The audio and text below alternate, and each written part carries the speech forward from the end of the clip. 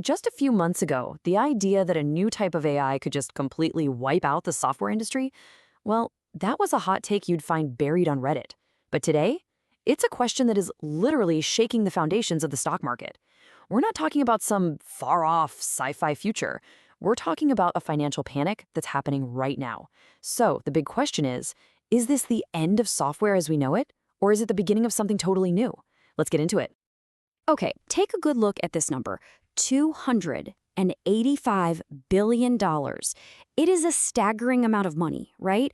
And it represents a very real, very recent shock to the market. But what exactly does it mean? Well, that's the value that just evaporated from software stocks in one single day. A shock so big that analysts are already calling it the SaaS Apocalypse. And you know what the trigger was? It wasn't a bad earnings report. It wasn't a market crash. It was a single press release from the AI company Anthropic, announcing a new suite of autonomous AI agents. That one announcement sent investors absolutely scrambling, terrified that the entire business model for software, selling licenses or seats to human users, was about to become totally obsolete. So what is this crazy, powerful new technology that could cause such a massive disruption? It's called Agentic AI. And to really understand the panic, we first have to get our heads around what makes it so fundamentally different from the AI tools that we're all used to. So this slide really shows the core difference. Think about it this way. Traditional AI, that's like a smart assistant. It helps you do something. But agentic AI, it's designed to be an autonomous employee. It can plan things out, it can use tools like a web browser or a code editor, and it can just keep working until a goal is complete, all without you. And that capability, well, that brings us to the first major argument in this whole debate. The idea that agentic AI is here to completely destroy the current software as a service, or SaaS, industry. This quote from a Reddit thread really captures the doomsayer vision. Just picture a massively complex program, something like Salesforce. Instead of clicking through endless menus and tables, you just type what you need into a box in plain English. Something like, hey, generate a report on Q4 sales leads in the Northeast. And the agent just does it. That's the vision. So the key takeaway from the doomsayer argument is this. If one person with one AI agent can do the work of 10 people, well, then companies are going to buy way fewer software licenses. And if AI can just generate code all by itself, the value of human programmers just plummets. In that future, the entire economic model of the software industry simply collapses under the weight of this incredible new efficiency. But hold on. That's only one side of the story. There's a really powerful counter-argument, and it's being led by people like NVIDIA CEO Jensen Huang. He believes this isn't destruction at all. No, it's a transformation. Huang's whole argument is built on this classic economic idea called Jevons Paradox. Now, the theory basically says that when you make something easier and cheaper, we don't use less of it, we actually find more ways to use it, and the overall demand just explodes. I mean, think about it. When light bulbs got more efficient, we didn't just use less electricity, we lit up the entire world.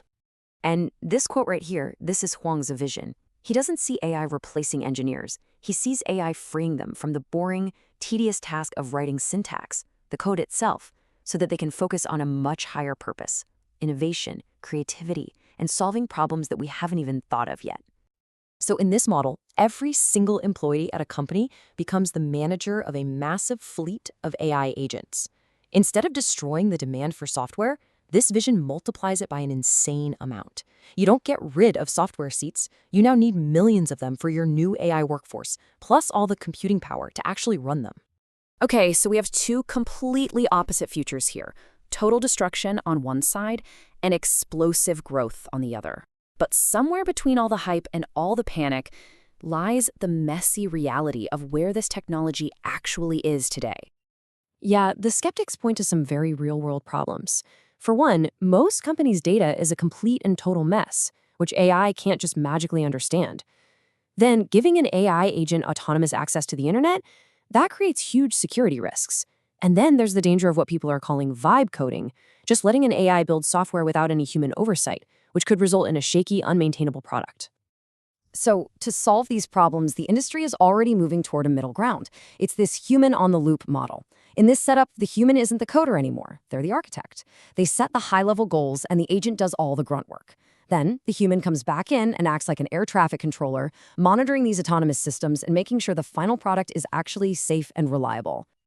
So when you put it all together, this entire debate really boils down to three distinct, competing views on where the software industry is actually heading. Now, what's really interesting here is this slide basically puts names and faces to these arguments. You've got the doomsayers like Ahmad Mustaq, who famously predicted no programmers in 5 years. Then you have the transformers, people like Jensen Huang and Andrej Karpathy, who see humans becoming 10 times more productive. And finally, you've got the skeptics, like Francois Chollet, who argue AI is still just autocomplete on steroids and doesn't have true reasoning ability. So, at the end of the day, while the SaaS apocalypse might be an overreaction, it is crystal clear that things are changing in a really profound way. We are not seeing the death of software, but we are watching the role of the software developer evolve right before our very eyes. And that leaves us with one last thought. The history of computing has always been a series of what we call abstraction layers.